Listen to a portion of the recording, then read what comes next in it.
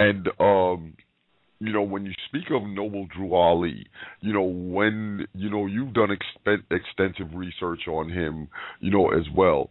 What exactly, what type of knowledge did this man bring forth? Because from what I understand, he was under heavy attack as well, to where he basically had to go underground.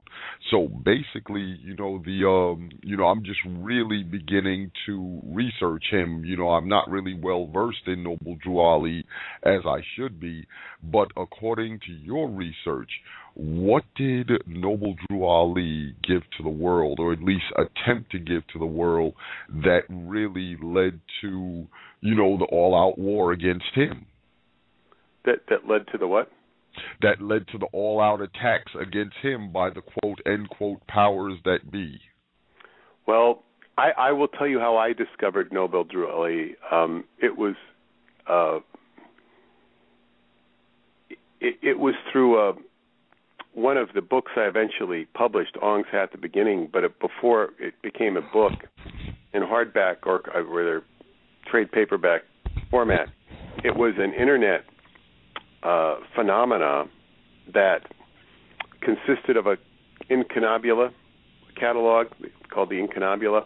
Incunabula means it refers to a birthing cradle, like an incubator, or a collection of rare manuscripts.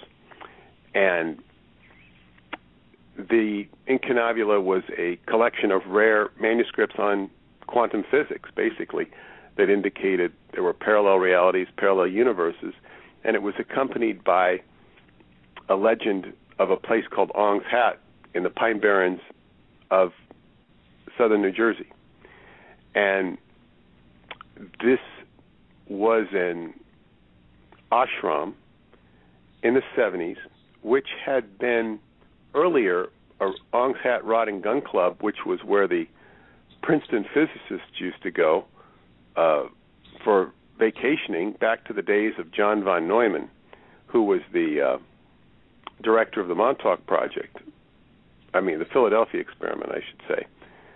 And so John von Neumann and all these physicists that were just utterly brilliant from Princeton, which is where the Philadelphia experiment was hatched. The Philadelphia experiment being the forerunner of the Montauk Project, and where they made the USS Eldridge disappear to radar, where it flipped out of this continuum, and time teleportation and time experiences, time travel experiences were discovered or came upon. So the Montauk Project was the continuation of that research. Now, where Noble Drew Ali was connected to this ashram at Ong's Hat, New Jersey, was this ashram was a very eclectic place of different disciplines and wild and far out stuff, which included physics, hardcore physics that was, according to the stories, was perpetrated or conveyed by physicists who were of a hippie persuasion, and this opened a door to pharmaceuticals, hallucinogenics, which were part of the ashram experimentation. There was also Sufi presence there, so you had a very mysterious Sufi influence, and people connected to the Moorish Science Temple of America. The Moorish Science Temple. Well, not the Moorish Science, just the Moorish Science Temple. And this was based upon a character called Noble Drew Ali. And I don't really remember at this point if Noble Drew Ali was given much mention there, if at all. But I looked into the Moorish Science Temple and found out that it was historical, went back to a character called Noble Drew Ali.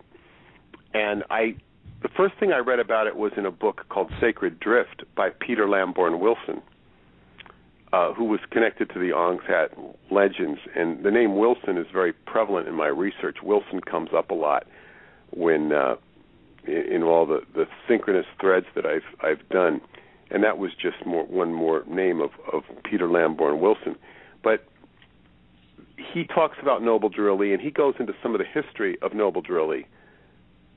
But even reading that book, I was a little I quite didn't have the credulity that Noble Drew Ali was really a character.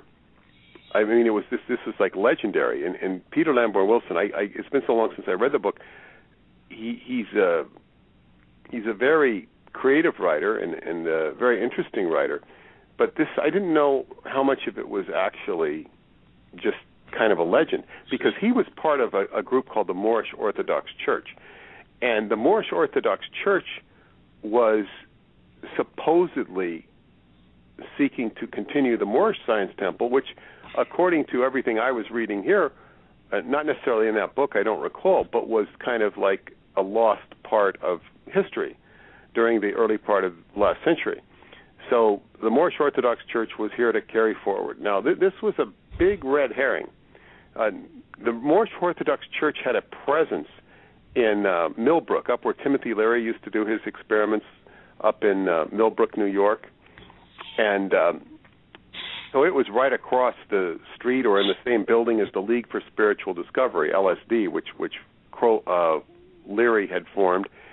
And it was really, the Moorish Orthodox Church was really sort of a CIA front, as far as I understand it. It was not a legitimate successor to the Moorish Science Temple. Now, at that point, I mean, the Moorish Science Temple exists to this day. I have friends who are a part of it. But at that time, I had no idea Moorish Science had any continuation. Now, Moorish Science goes back to the character you mentioned, Noble Drew Ali. Drew Ali his history is somewhat apocryphal, but he was a real character, we know this. And he grew up in North Carolina. His parents, he had Native American blood. He passed away. His parents passed away, and he grew up with an aunt in Newark, New Jersey, who beat him. I suppose we should say he was a person of color. He had dark skin. Mm-hmm. And he had paranormal abilities, and he's a very gifted individual. So in his very young man, I don't even think he was 19 at the time, he's either stowed away, I think he was supposed to have joined the circus at one point, and also have stowed away on a ship and gone to Egypt, where when he arrived in Egypt, he came upon a group of initiates, mystery school initiates who were expecting him and greeted him, and they basically gave him a task, which was they blindfolded him and took him into the Great Pyramid. I believe they took him to the King's Chamber, and they said, okay, here you are, now find your way out. Now, the initiate doesn't necessarily make it. Now, keep in mind, when you're going over to Egypt, you're not dealing with all the, child labor laws and issues of safety and protocols that we have built into our society in America. It's, it's kind of a no man's land in some respects in Egypt. Wow. But so anyway, he obviously did this of his own will, but they blindfolded him, put him in the Great Pyramid, and, the attitude is, good luck, you might never survive. I think it was 4 days later, they found him between the paws of the Sphinx. The implication was that he got there, not by crawling out of the pyramid, but by crawling underneath a complex of caves and tunnels and ended up between the paws of the Sphinx. In any case, they found him, and he had passed the test. Now, finding him between the paws of the Sphinx is very symbolic, and we won't go into the symbolism of that because it kind of might digress from. But it showed that he had a great deal of enlightenment. I mean, the Sphinx being the riddle of mankind. He was told the true history of the Moorish people at that point by these initiates, and that America was Almaricanos. We got the name America from Almaricanos, not from Amerigo Vespucci, and Almaricanos means El Morocco, and that Morocco was the Sultanate of Morocco was the ruler of America at one point. Now, wow. This goes back into a very deep history, and he was here. He came back to America to teach the so-called black people, which were really of Moorish descent and heritage, their true heritage, and that this whole stuff about African slaves, I mean, there were a lot of slaves brought over from Africa, don't get me wrong, but this was not where all the black people came from. There were black people of Moorish descent here in America. This is why we have cities like Cairo, Illinois, Memphis, Tennessee, and Alabama was either called Ali Bamu or Ali Baba. Right. And all of these names, Alexandria, which might have had a more, and so there's a lot of history is a charade that we've been told, and there's the story of which I brought out in my book Synchronicity and the Seventh Seal, the story of George Washington and the chopping down of the cherry tree. The Moroccan flag was the red flag, the red standard. It was called the cherry tree because it was red. Originally, it was pure red. They later put a green saber on it, or a green pentagram on it to distinguish it from maritime red flags. But it was originally red, and it was called the cherry tree. So George Washington chopping down the cherry tree referred to the fact that the first treaty with the United States of America was with Morocco, and part of that arrangement between their diplomacies was that Morocco had sued America during the Revolutionary War because they were enslaving their people. The Sultan was so they sued America, and America did not respond. So Morocco started taking hostage American ships hostage, and this resulted in a diplomatic squabble, which eventually was settled with the first peace treaty of the United States of America. And part of that settlement was that Moorish citizens, going back years, hundreds of years in some cases, should be released. And all they needed to do was go to the president, go to the White House and say, I am a free Moorish national. Let me go. And they would be freed from bondage. The problem with George Washington is not that he didn't recognize it, was that he didn't announce it. He didn't make it known. He obscured the fact, even from his own slaves. He didn't tell them, we made a deal with the Moroccans and you can go if you're a Moorish national.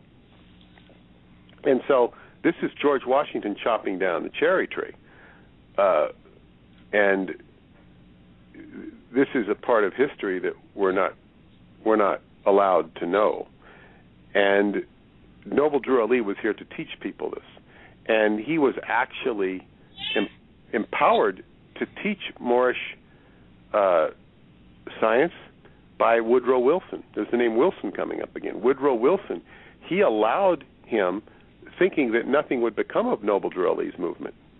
And Noble Drew Ali took the so-called black community by storm, because he had a background in circus. He'd make these posters, and they would, play songs at these revivals like "Muslims, that old-time religion," instead of "Give me that old-time religion," "Muslims, that old-time religion." And he was the first Muslim prophet in America, and he is the forerunner of the Black Muslim movement.